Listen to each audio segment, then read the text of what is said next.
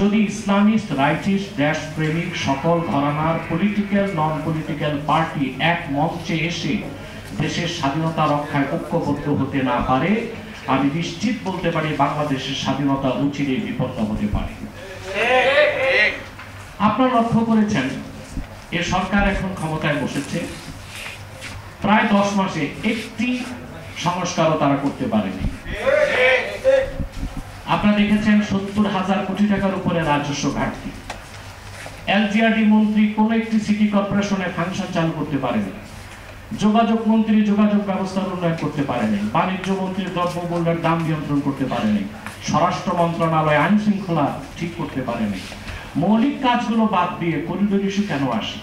প্রকৃতপক্ষে corridor, Saint Martin, পার্বত্য Chittagong issue এবং ডিপি ওয়ার্ল্ডকে যে চট্টগ্রাম পোর্ট দেওয়া হচ্ছে তা একই সূত্রে গাঁথা। সেটা হচ্ছে সাম্রাজ্যবাদীদের স্বার্থ রক্ষা করা। আপনারা দেখেছেন কুকিচিনের 20,000 পোশাক প্রশাসন জব্দ করেছে। আমাদের দৃষ্টিতে 45,000 আরাকান আর্মিতে 45,000 সৈন্য আছে। এখন করিডোরের নাম পরিবর্তন করে বলা হচ্ছে পাথওয়ে। আমার কথা হচ্ছে আমরা যেভাবেই করিডোরের কথা বলি বা একটা চ্যানেলের কথা বলি, এটা টেকসই কোনো সমাধান নয়। রোহিঙ্গাদের আপাতত সমাধান হবে যদি জাতিসংঘের অনুমোদনে বাংলাদেশ আর্মি বার্মাতে একটি বাফার জোন তৈরি করে দেয়, সেখানে রোহিঙ্গারা নিরাপদে সম্মানের সাথে থাকতে পারবে। নতুবা উগ্র বৌদ্ধ জাতীয়তাবাদে বিশ্বাসী আরাকান আর্মির দ্বারা দেশ যদি স্বাধীন হয় আরাকান, সেখানে কখনোই আমাদের রোহিঙ্গা মুসলমানরা নিরাপদ থাকতে পারেন না। দ্বিতীয় আরেকটি বিষয় হচ্ছে চট্টগ্রাম পোর্টকে দেওয়া হচ্ছে বিদেশিদের হাতে। ডিপি ওয়ার্ল্ডের কথা শুনেছেন, সেখানে ইসরায়েলের পার্টিসিপেট আছে। এখন এখানে পোর্ট যদি পরিচালনার দায়িত্ব ডিপি ওয়ার্ল্ডকে দেওয়া হয়, তারাই নাশকতা করে বলবে আমাদের লোকজনের নিরাপত্তার জন্য আমাদের দেশ থেকে সিকিউরিটি ফোর্স আসবে। তখন চুক্তি রক্ষা করতে যে বাংলাদেশ সরকারের কিছুই করার থাকবে না। আপনারা জানেন পার্বত্য চট্টগ্রামকে আলাদা করে একটি খ্রিস্টান স্টেট করার চক্রান্ত চলছে। কুকিচিন যে কাজটি করে আসছে বহু আগ থেকে, তারা বনি ইসরায়েলের একটি হারানো গোষ্ঠীর বংশধর। আর বহু আগ থেকে 2007 সালেই জাতিসংঘ তাদেরকে উপজাতি নয় আদিবাসী বলতে চেয়ে। এই যে আদিবাসী বলার উদ্দেশ্য হচ্ছে আস্তে আস্তে তাদের স্বায়ত্তশাসন দেওয়া হবে, তারপর তাদেরকে স্বাধীনতা দেওয়া হবে। তাহলে বোঝা যাচ্ছে সব কাজগুলো করার দায়িত্ব ঠিকাদারি কি ইউনূস সাহেবের সরকার নিল কিনা প্রশ্ন আবার। নতুবা নিরাপত্তা উপদেষ্টা বিদেশ থেকে আমদানি করার কি দরকার ছিল? বাংলাদেশে কি নিরাপত্তা উপদেষ্টার দায়িত্ব পালন করার কেউ ছিল না? ডক্টর খলিলকে কেন আমদানি করা হলো? তিনি তো রক্ত মাংস আলো বাতাস একজন মার্কিন লোক। বলেছেন তিনি বাংলাদেশের জাতীয়তা বাংলাদেশী, কিন্তু এটা তিনি স্পষ্ট প্রমাণ দিতে পারেন না। আমরা কি পারতাম না? বর্তমান সরকার ইচ্ছে করলেই পারত। বাংলাদেশের সাবেক কোন উচ্চপদস্থ সেনা কর্মকর্তা যিনি ইসলামী মূল্যবোধে বিশ্বাসী, দেশপ্রেমিক, যার মধ্যে ভারতের দালালিও নাই, মার্কিন দালালিও নাই, এরকম সাবেক কোন কর্মকর্তাকে যদি নিরাপত্তা উপদেষ্টা দেওয়া হতো, তাহলে বর্তমান সরকারের সাথে সেনাবাহিনীর দূরত্ব বাড়তো আমি মনে করি। সরকারের সাথে যে দূরত্ব সৃষ্টি করেছে সরকার, এটাও পরিকল্পিত। কিছু বুইফোর দল মাঠে নেমেছে, যে দলের সদস্য নাই, সভাপতি, সেক্রেটারি আর দারোয়ান। এইরকম ছোট্ট বুইফোর সংগঠন সেনাবাহিনীকে চ্যালেঞ্জ করে। তাহলে খুঁটির জোরটা কোথায়? খুঁটির জোর হচ্ছে স্টেট ডিপার্টমেন্টে। নতুবা সেনাবাহিনীকে চ্যালেঞ্জ করার দুঃসাহস সেই কথিত ব্যারিস্টার কোথায় পেয়েছে? খুঁটির জোরটা তো স্টেট ডিপার্টমেন্টে।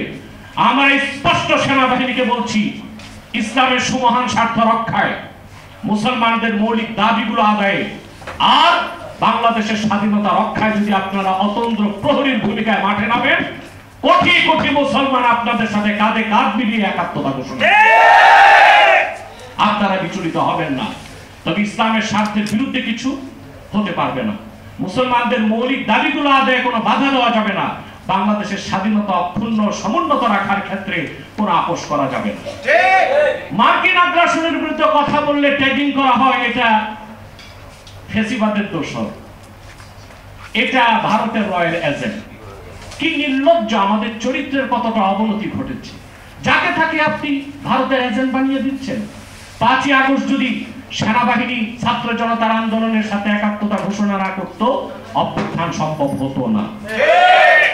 এখন পর্যন্ত যদি সেনাবাহিনীর পৃষ্ঠপোষকতা না থাকতো, সরকারের পক্ষে টিকে থাকাও সম্ভব হতো না। অতএব পরিকল্পিতভাবে আপনি দেখুন দেশের সবগুলো সেক্টর অচল হয়ে যাচ্ছে, রাজনৈতিক দলগুলো ব্যর্থতার পরিচয় দিচ্ছে। সেনাবাহিনী যদি প্রশ্নবিদ্ধ হয়ে যায়, বাংলাদেশ একটা প্যারালাইজড স্টেট হয়ে যাবে। তখনই সাম্রাজ্যবাদীরা বাংলাদেশে আসার সুযোগ পাবে আর তাদের এজেন্ডাগুলো বাস্তবায়ন করতে পারবে। আমি সুস্পষ্টভাবে বলবো, বাংলাদেশের স্বাধীনতার প্রশ্নে ইসলামপন্থী, ডানপন্থী, দেশপ্রেমিক সবাই এক মঞ্চে আসতে হবে। আসার জন্য আমরা প্রস্তুত আছি ইনশাআল্লাহ। আমাদের দেশের স্বাধীনতা যদি না থাকে, তাহলে সংস্কারই কি হবে, নির্বাচনই কি হবে? এখন কেউ স্লোগান দিচ্ছে আগে সংস্কার পরে নির্বাচন, কেউ বলে আগে নির্বাচন পরে সংস্কার। আমি বলি আগে স্বাধীনতা, তারপর সংস্কার এবং নির্বাচন। স্বাধীনতায় যদি বিপন্ন হয়ে যায়, তাহলে আর এখানে সংস্কারের কোনো সুযোগ থাকে না, নির্বাচনের কোনো সুযোগ আসে না। আমি এই স্টুডেন্ট ফর সভারেন্টিকে ধন্যবাদ জানাচ্ছি। পাশাপাশি আমি এখানে হেফাজত ইসলাম বাংলাদেশের যুগ্ম মহাসচিব আছেন, ওনার মাধ্যমে আমি আবারও বলছি আজকে যে হেফাজত ইসলাম বাংলাদেশ একটি অরাজনৈতিক সংগঠন হলেও বাংলাদেশের রাজনীতিকে নিয়ন্ত্রণ করতে হবে তাদেরকে, এবং তাদের কোনো পলিটিক্যাল ইন্টেনশন নাই। তারা যা করবে দিনের স্বার্থে, যা করবে উম্মাহের স্বার্থে, যা করবে দেশের স্বার্থে।